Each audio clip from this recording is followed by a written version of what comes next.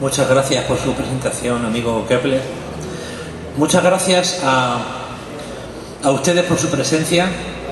Este congreso no es un congreso más, es un hito en la región y es un hito para muchos y para esta universidad desde luego. Muchas gracias a los motores del congreso, Maricela Pinargote, porque lo que ha hecho nuestra universidad dirigiendo la unidad de inclusión es extraordinario y ojalá continúe. Pablo García, porque sin él no podía haberse desarrollado este congreso, un enorme trabajo. Irving y todas las personas, como ha dicho Pablo antes, que han colaborado. Muchas gracias a todos, de verdad. Muchas gracias.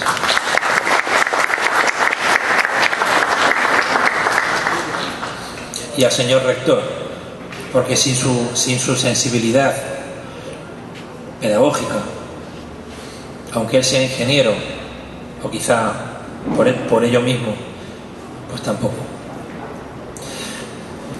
Yo intentaba hoy desarrollar esta temática y tenía preparada una exposición, pero esa exposición ha quedado profundamente alterada, cambiada radicalmente, pues por lo que ocurrió ayer. Entonces rápidamente he cambiado una serie de cosas y no voy a hablar de lo que tenía pensado hablar. Quizá un 20% se mantiene, nada más.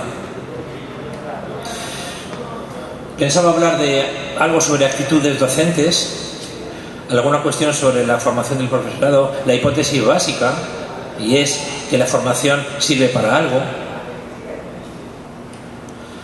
sobre el cambio en las funciones docentes, sobre la formación solidaria y a demanda, una propuesta, unas conclusiones y un diálogo. Esto era el esquema general.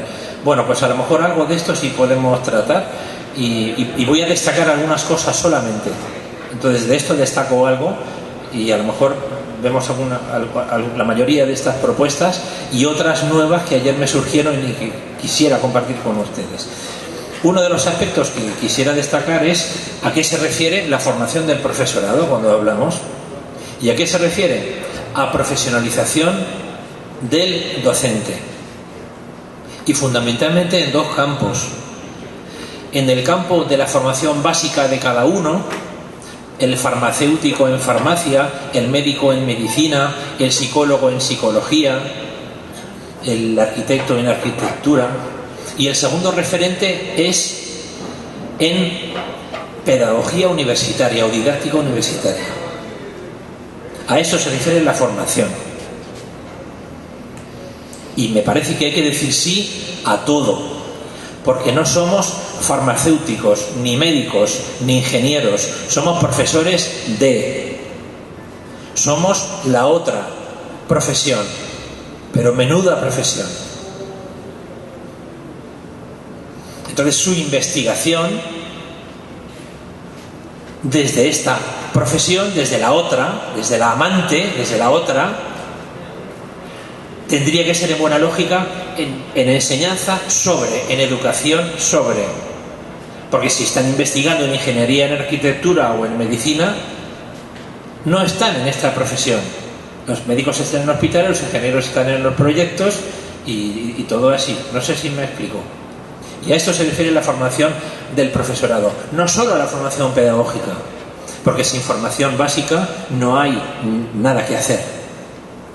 Lo que pasa es que yo tengo la hipótesis de que cuando se profundiza mucho en el propio ámbito específico, te encuentras con la didáctica. No hay dualidad. La dualidad está en nosotros y es un artificio y es una falsedad y eso requiere un trabajo personal y a ese trabajo también vamos a llamarlo formación. Otro aspecto que podría destacar de lo que tenía pensado es una propuesta sobre cómo puede ser una formación del profesorado para una educación inclusiva. Y tenía varias características y quiero destacar unas pocas. Entonces ya ven ustedes que estamos amputando y luego podemos hablar de otras cosas. Destaco algunas importantes. La número 9, porque las otras no las voy a mencionar por falta de tiempo, es que la educación y que la formación esté basada en la conciencia. En la conciencia no se habla prácticamente nada, ni en pedagogía, o sea, no se habla nada. ¿Cómo es posible que no se hable de la conciencia, que no se maneje la conciencia?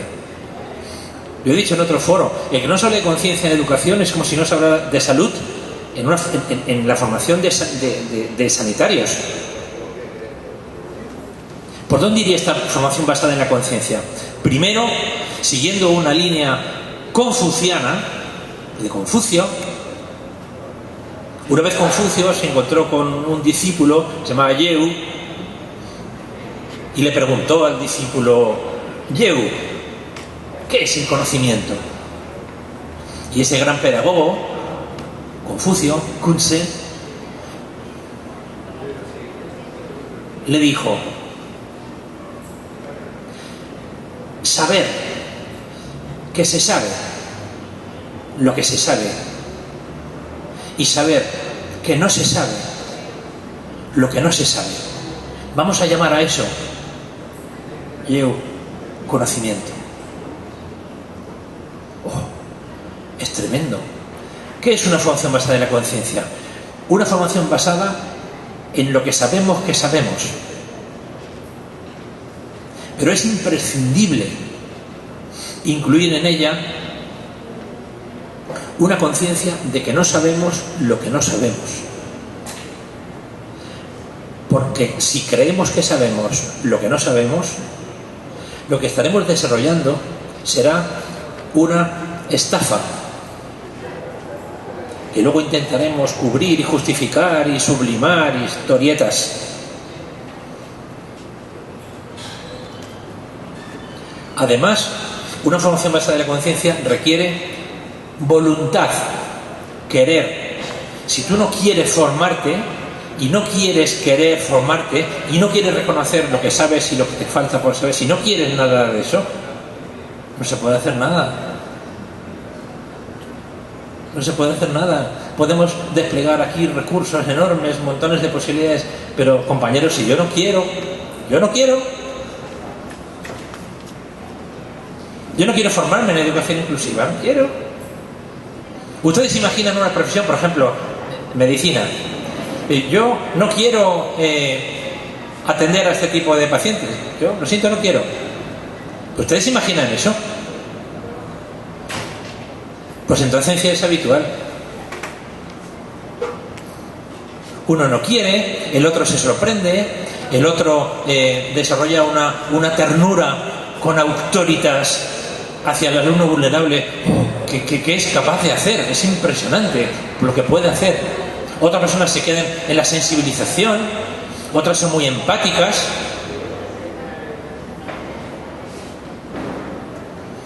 Una formación basada en la conciencia también tiene mucho que ver con el propio egocentrismo. Hay muchas personas, yo diría todas las personas, todos nos tenemos que incluir ahí, en proceso de madurez personal y absolutamente saturadas por inmadurez personal que se transfiere a la profesión, y podemos hablar de inmadurez profesional. Y son personas cuyo razonamiento es dual, son personas parciales, son personas infantilismo adulto, personas condicionadas, identificadas, aferradas. Todo eso es egocentrismo. Hay personas estúpidas, y si leemos a Séneca o si leemos a Erasmo de Rotterdam, a lo mejor obtenemos como conclusión que la estupidez es una característica de todo el ser humano. Entonces tenemos que trabajar sobre nuestra propia estupidez, porque todos lo somos. Todos somos inmaduros y todos somos estúpidos. Y ese campo de la formación es muy importante que se trabaje, que se detecte y que se trabaje. Otra característica es que respondan a todas las necesidades. ¿De qué estamos hablando aquí? Una formación del profesorado para la enseñanza inclusiva y para la educación inclusiva se basa en necesidades, por ejemplo, compartidas por todo a nivel universal. También hay necesidades coyunturales. También hay necesidades específicas de un contexto. Y también hay necesidades que no se demandan. Por ejemplo, ¿demandaría una formación para una mayor madurez personal? ¿Quién demanda eso? Y muchas veces se necesita, porque tus alumnos sí se dan cuenta de que a lo mejor te falta eso, etcétera, etcétera, etcétera. La profesión docente es tremendamente comprometida, pero como no profundicemos, por definición nos quedamos en la superficie. Si nos quedamos en la superficie, la formación sencillamente no tiene lugar. Hay que llamarla de otra manera. Eso no es formación. Y no estamos profundizando. No lo estamos haciendo. Otra característica es variada en cuanto a ámbitos y otra variada en cuanto a modalidades.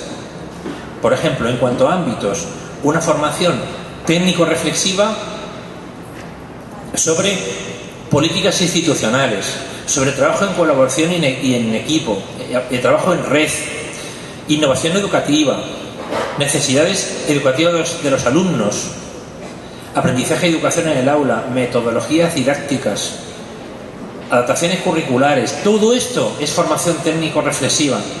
Sobre tutoría, o sea, asesoramiento a otros colegas e incluso a familias. ¿Y por qué no? Desde la universidad, ¿por qué no? Formación de equipos directivos es fundamental porque se dirige y se lidera desde el conocimiento. Si los equipos directivos son ignorantes, ¿cómo van a liderar nada? Es un desastre. Si no saben, tendría que ser los que más supieran. Formación sobre y para la evaluación formativa de órganos y de instituciones y de centros.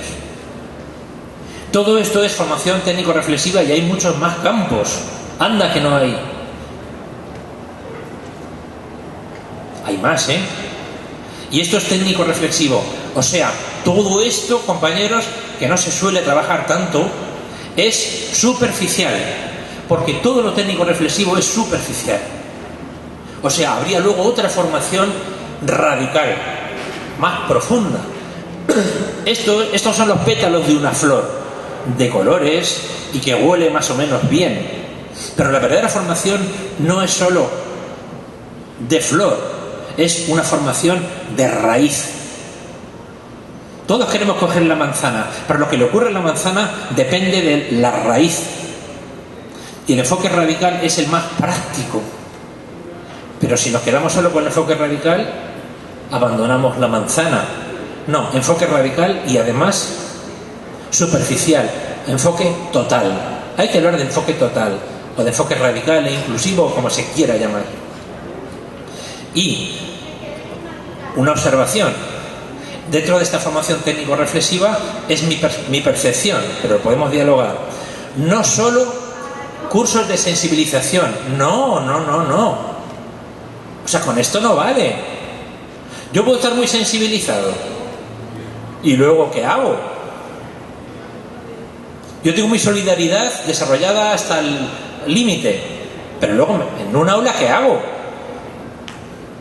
¿Cómo educo para todos si tengo dos personas sordas, una persona invidente? ¿Qué hago? No es suficiente.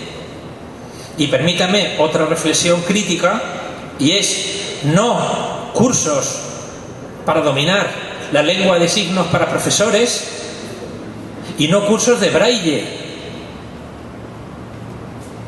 como formación para la educación inclusiva o para la enseñanza inclusiva. Quien quiera que los haga. Pero es que se tarda muchísimo en hacer un curso de lengua de signos y de señas. La compañera lo dijo ayer. El procedimiento no es ese. El procedimiento es incluir en el aula una persona experta en lengua de señas que, claro, eso es, o sea, no va a estar el profesor con lengua de señas, no. Y si puedes conocer algo, y puedes conocer algo de braille, pero no necesitas ser un experto en braille, por ahí no van los tiros de la formación. Conclusiones. Conclusiones. Primera, la educación inclusiva no depende sobre todo de la actitud. Mira, hay estudios sesudos por ahí, no prefiero no mencionarlos, pero los hay, donde dicen la variable más importante para la educación inclusiva, para las prácticas de la educación inclusiva, es la actitud. Pero bueno, ¿pero qué disparate es este? O sea, tenemos un alumno que te dice, yo tengo muy buena actitud, yo quiero aprobar este examen. Pero vamos a ver, ¿basta con querer? Pues tendrá que estudiar. Yo quiero enseñar inclusivamente y soy muy solidario y además tengo una enorme capacidad empática, ¿Pero eso es suficiente? Eso no es suficiente. ¿Cómo va a ser eso suficiente? En ninguna profesión querer es poder, en ninguna. Hay que trabajar mucho. Y no te digo en la docencia, en la enseñanza. Es una parte, es un componente importante. Pero por otra parte, la actitud es un efecto de la formación. Pero si la formación es baja, es escasita, la actitud será probablemente ligada y asociada al conocimiento. La actitud proviene o del egocentrismo, desde mí, para mí, ese tipo de cosas, o desde la formación. Y no se pueden comparar. Segunda conclusión, sin formación del profesorado, primero de directivos, después de docentes, de profesores, no es posible la educación inclusiva en la universidad. Entonces, lo que decíamos ayer un poquito en la mesa, hay universidades con programas, con oficinas, vamos a ver, yo pregunto a cualquier profesor de lo que sea, y no sabe ni lo que es educación inclusiva, ni sabe que tiene algo que ver con él, con ella, pero ¿de qué me está hablando usted? Si la formación, si no llega a la formación, no hay nada que hacer.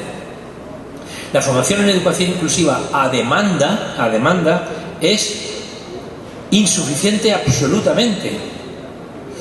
Profesores, ¿de qué quieren cursos? ¡Hala! Apúntense el que quiera. Aquí hay una oficina solidaria, muy bien dotada, con un montón de recursos, un montón de becas. Si usted tiene un alumno con determinadas tareas en su aula, pásese por aquí, si quiere, porque si no quiere no se va a pasar, y le asesoramos. ¿Ustedes se imaginan un profesional de la medicina, por ejemplo, que en un momento tenga una tarea difícil que realizar y que en ese momento busque un asesoramiento sobre las características de la enfermedad, del enfermo, del paciente, pero bueno, ¿esto qué es?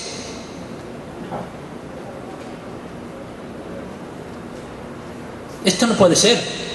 Se está haciendo todo al revés. Porque todavía esta profesión no tiene una formación seria, específica, y no se reconoce como tal. Es que cualquier profesión tiene una formación específica, menos el profesor universitario, que eso da igual.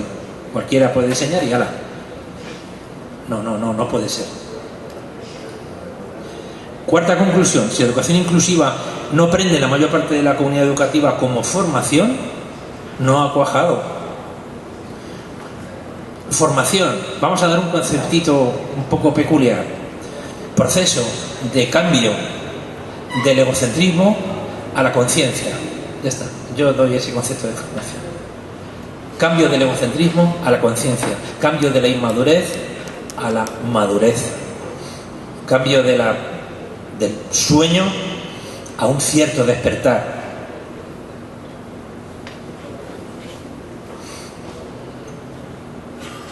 Cambio de la espontaneidad a una cierta cultura.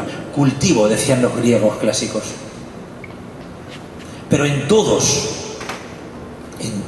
porque esta cuestión es cultural. No es individual, ni es solo de los profesores, ni es solo de los directivos, pero no sin ellos, obvio. También de los estudiantes, de todos. Es un tsunami evolutivo.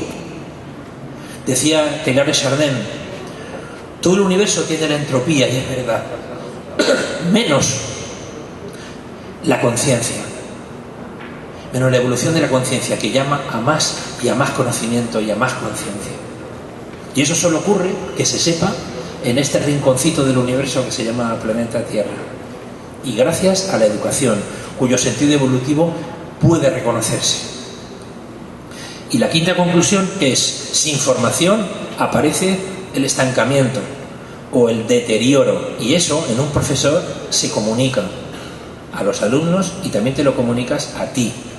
Entonces es una formación continua. Paradójicamente, en esta profesión casi sin formación inicial. Es muy rara esta profesión de profesor universitario. La formación también se puede entender como orientación al crecimiento personal. ¿Desde qué? Desde el conocimiento. Decía mi maestro Félix González Jiménez: somos lo que conocemos y manifestamos lo que somos. Yo creo que además del conocimiento somos algo más. Y el conocimiento te sirve en educación para llegar al campamento base. Desde el campamento base no sirve el conocimiento. Y entonces hay que trabajar la pérdida, la eliminación, y hay que trabajar el autoconocimiento, para lo cual el conocimiento no sirve. Pero esto ya podemos dialogarlo en otro momento. Sexta conclusión: la formación del profesorado hoy es parcial. O sea, la mejor formación, la que cubriera todos aquellos campos técnicos reflexivos que hemos dicho antes, esa mejor formación es parcial, y además es superficial. Es necesaria, pero es absolutamente insuficiente. No se puede apoyar la formación del profesor en la reflexión del profesor, en absoluto.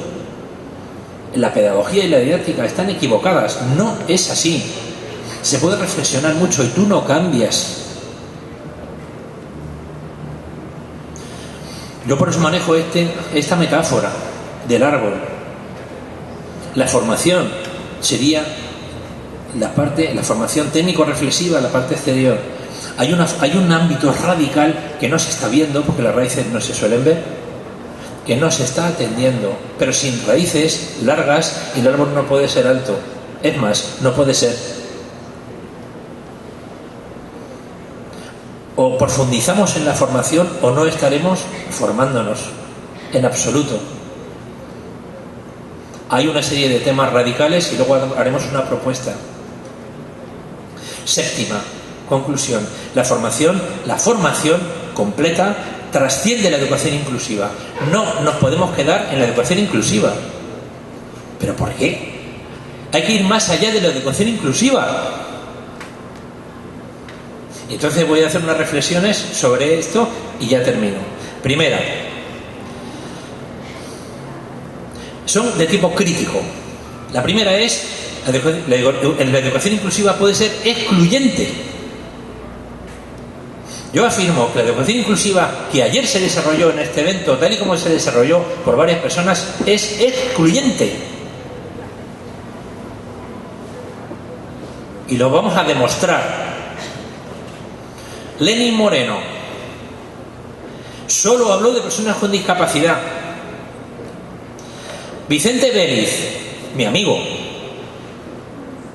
dice, y aquí se comparte en esta universidad como gran lema, la universidad, que la UTM sea una universidad amigable para las personas con discapacidad. Qué bien queda, qué bonito. Dos errores.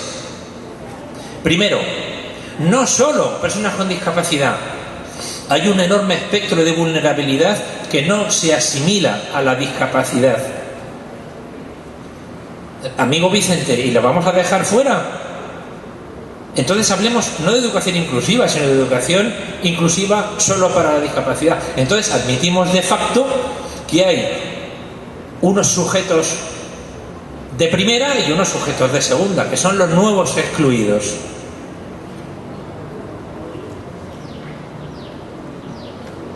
No puede ser, ustedes no lo pueden tolerar. Tercera cuestión: Gustavo Giller. Le digo nombres y me da igual. Setedis, Marcelo Farfán, la Oficina de Secretaría Técnica de Discapacidad. No, SETEBUL o algo así. Secretaría Técnica de las Personas Vulnerables. Y también con la discapacidad están ahí, pero no solo te quedas ahí. Porque si una de estas personas tuviese un hijo o una hija con una vulnerabilidad no asimilable a la discapacidad, cambiaba de opinión inmediatamente. Ah, no, también, claro, no, cuidado, piensa las cosas. Es que el tema este es muy serio, porque se queda mucha gente fuera. Y no le voy a decir ejemplos, ¿no? Indígenas, campesinos, yo sé, enfermedades raras, que decir, hay un espectro de diversidad enorme que no es discapacidad. No pueden tolerar ustedes esto, porque serían excluyentes. Javier Torres, CONADIS, una carrera de educación en discapacidad. Me pareció entender eso, Están pensando en una carrera de educación en discapacidad. Compañero, Javier Torres, eso no es inclusión. No sé si me explico. Si de lo que se trata es de con los profesores que enseñen cualquier contenido, o que formen desde cualquier contenido, mejor dicho, que eduquen desde, sean capaces de moverse, de desarrollar metodologías adecuadas, cooperativas, dialógicas, proyectos, grupos interactivos, mil posibilidades que hay, talleres, mil posibilidades que hay, en un marco de educación para todos, y no de que formemos personas específicamente expertas en la discapacidad. No, señor, es que no es ahí, es todos. No sé si me explico, o a lo mejor estoy equivocado, De aquí que pueden salir gente experta, pero es que eso no es. Eso no es inclusión. Eso es una vuelta atrás con un nombre nuevo. O sea, no, eso es pseudo.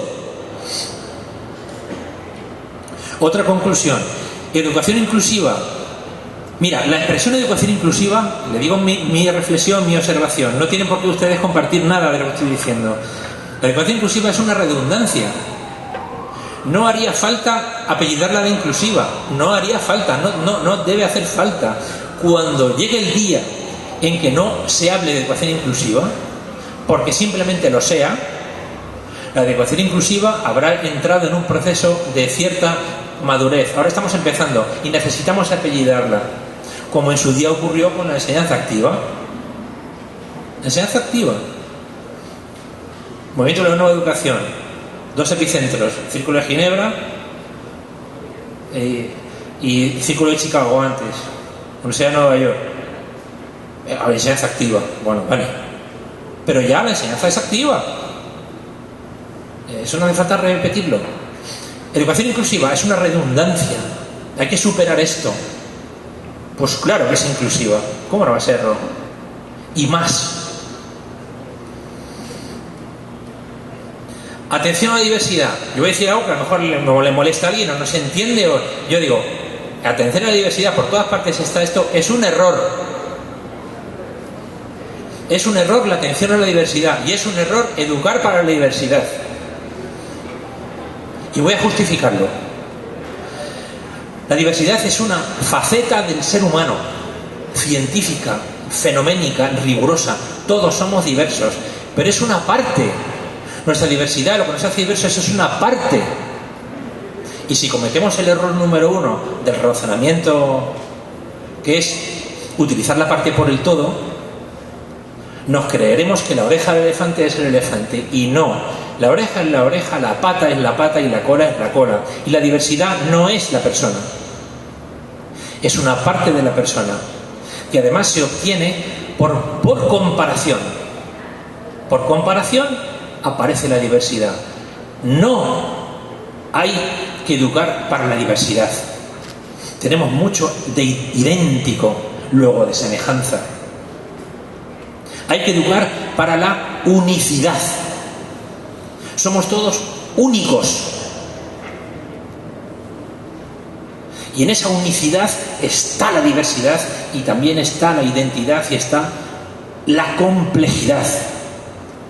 Porque solo la atención a la diversidad y solo la educación para la diversidad es necesario, sí, pero es limitado y es insuficiente.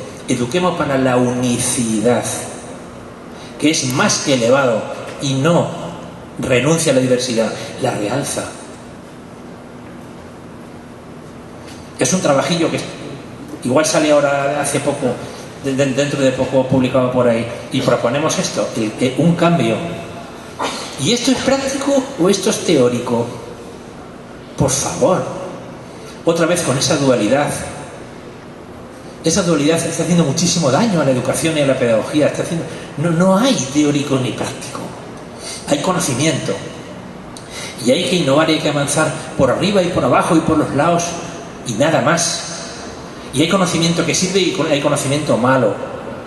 Pero muchas veces la clarificación conceptual o la duda conceptual cambia las prácticas y cambia las actitudes y cambia todo.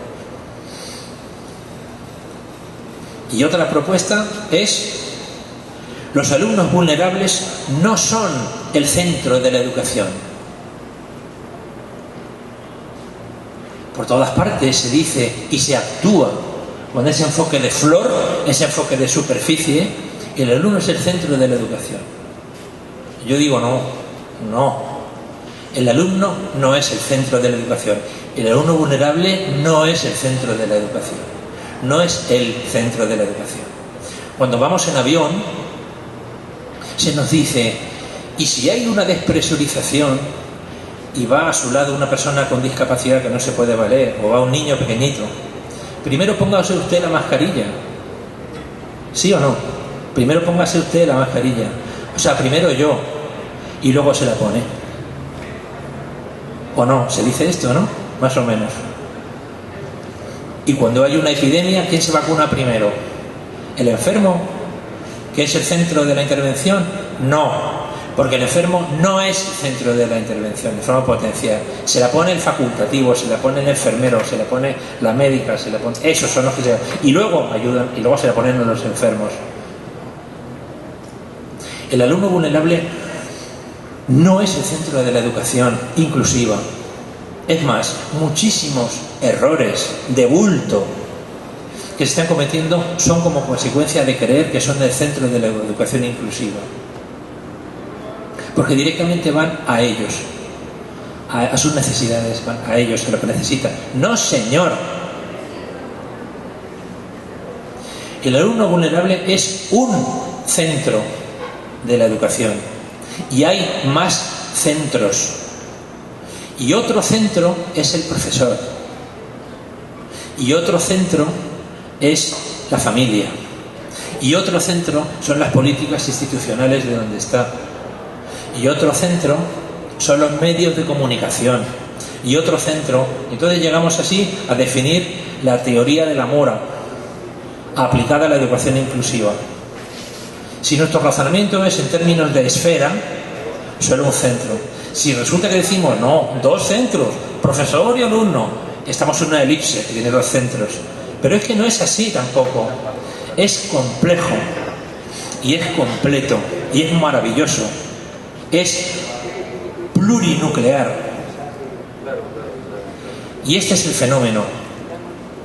Decía Teilhard de Chardin, el fenómeno, pero todo el fenómeno. Entonces yo intento definir todo el fenómeno, no una parte del fenómeno, no una sección del fenómeno, porque eso será a lo mejor muy práctico y nos desarrollaremos iniciativas y proyectos y acabaremos muy contentos, pero eso es todo falso.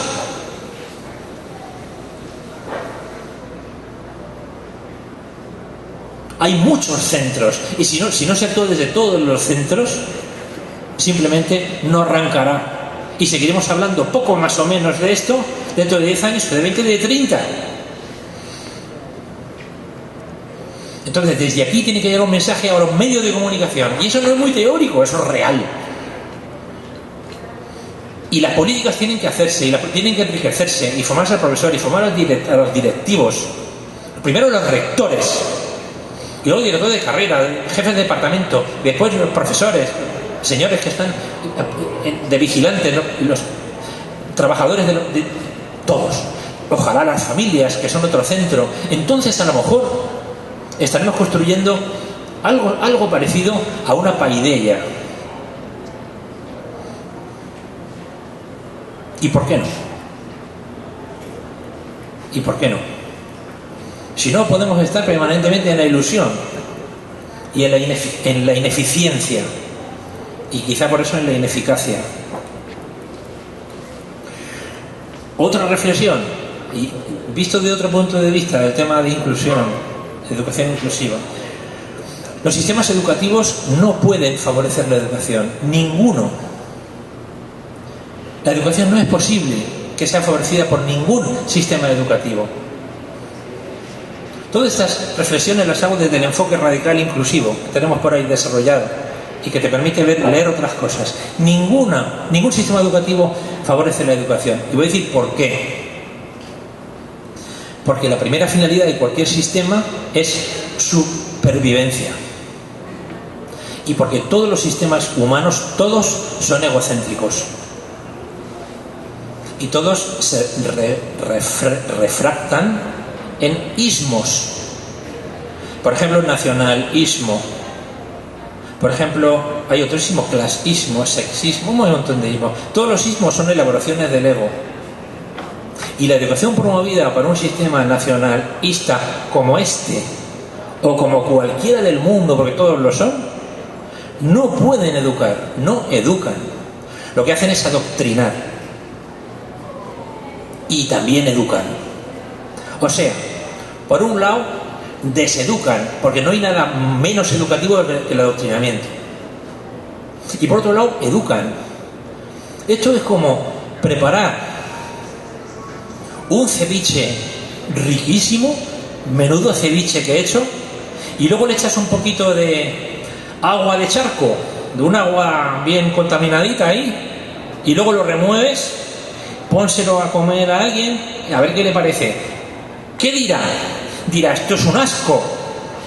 Si para el ceviche es de primera calidad, esto es un asco. Esto no es educación, no es educación. Esto es una cosa muy rara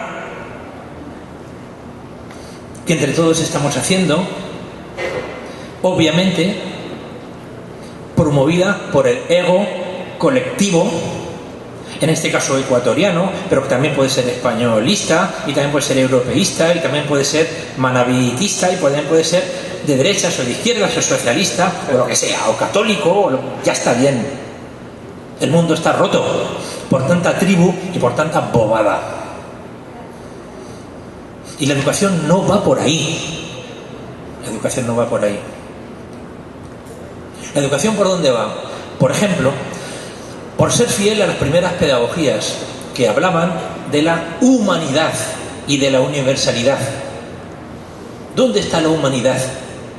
¿Estamos trabajando para la humanidad, por la humanidad? No, estamos trabajando para la UTM y para Ecuador y para tal. Eso es contradictorio. Yo propongo algo muy sencillo para solucionar este problema, y es una diferencia preposicional. En lugar de hacia, mi sistemita, mi ombliguito compartido, desde mi sistema para la humanidad. Tenemos que trabajar para la humanidad. Todo lo que no sea humanidad y universalidad no es educación, es adoctrinamiento.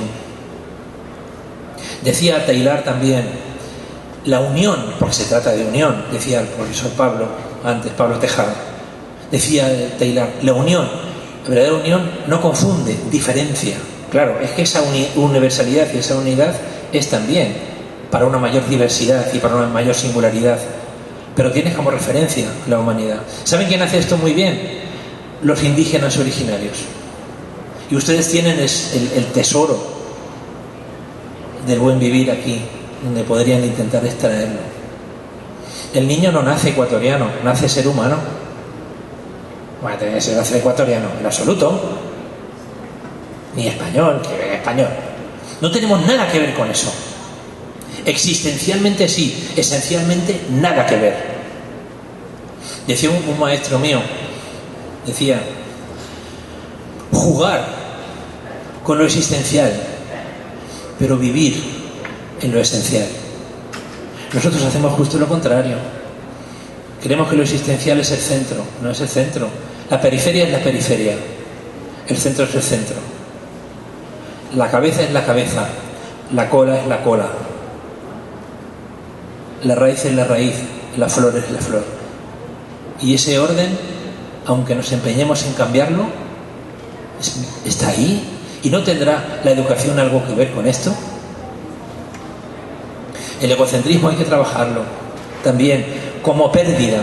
¿Cuántas competencias están formuladas en términos de ganancia? Todas. ¿Cuántas competencias están formuladas en términos de ganancia con la pérdida? Ni una. Y sin embargo, ¿qué hacen los árboles? Perder. Y gracias a perder, hojas, corteza, etcétera, sobreviven. ¿Y qué hacemos nosotros? Vamos al baño. Y si no fuéramos al baño, nos intoxicaríamos. Necesitamos perder. Pero esta educación no nos enseña a perder, porque es la sociedad del egocentrismo. Y la consigna es acumular, acumular, acumular, acumular, obsesionarte, acumular, y luego te mueres. Y hay mucho que soltar, y mucho que perder por el camino. Y si no, no nos estamos enterando de nada. Y la educación tiene esta finalidad: despertar. Porque estamos todos dormidos. Yo el primero, estamos todos dormidos. Pasa que soñamos que estamos despiertos. Y eso lo han dicho algunos maestros por ahí. Y es verdad. Autoconocimiento, mira. Va a haber aquí una conferencia de autoconocimiento y no quiero entrar. Pero sin una educación para el autoconocimiento, estos son los temas radicales que le decía. Sin autoconocimiento, todo lo que se haga estará mal. Y autoconocimiento no es lo que la propia pedagogía dice que es autoanálisis, ni lo que la psicología dice que es autoanálisis, ni lo que la psiquiatría dice que es autoanálisis. No. Estos señores académicos, investigadores, psiquiatras, psicólogos o pedagogos que dicen eso no se enteran de nada. El autoconocimiento no responde al cómo soy, responde al quién soy esencial y profundamente. Y eso no tiene nada que ver con la nacionalidad, ni con nuestro nombre, ni con nuestro sexo, ni con nuestra edad, ni con ni con nada de lo cortical. Pero como esta educación nos coloca en lo exterior y nos exterioriza, solemos fallecer sin tener ni idea de quiénes esencialmente somos. Y de nuevo, ¿y no tendría algo que ver la educación o la formación con esto? Sí, la de un farmacéutico, sí, la de un médico, sí, la de un pedagogo, sí, la de un arquitecto, sí, la de un ingeniero, esa, todas. El tema de la muerte es otro tema radical. La meditación, anda que no hay evidencias científicas de la ganancia con la meditación, que es la metodología, gracias, de Oriente. Pues nos estamos perdiendo un montón de retos de tipo radical, sencillamente porque no los estamos viendo. Creemos que el árbol es lo que asoma. Y el árbol no es lo que asoma solo. Estos temas están excluidos. Y hablamos de inclusión y de inclusión de personas, pero también hay que hablar de inclusión y de exclusión de retos, no sé si curriculares o educativos, lo que ustedes quieran. No podemos excluir lo que nos forma, porque estaremos desconociendo absolutamente nuestra profesión. Y esta dimensión de profundidad de la profesión está absolutamente inédita. La técnico-reflexiva muy poco trabajada en la universidad. O sea que estamos en los primeros milímetros de un camino muy largo. Ese es el mensaje. Lo que se ha recorrido es necesario, pero no es suficiente. Muchas gracias.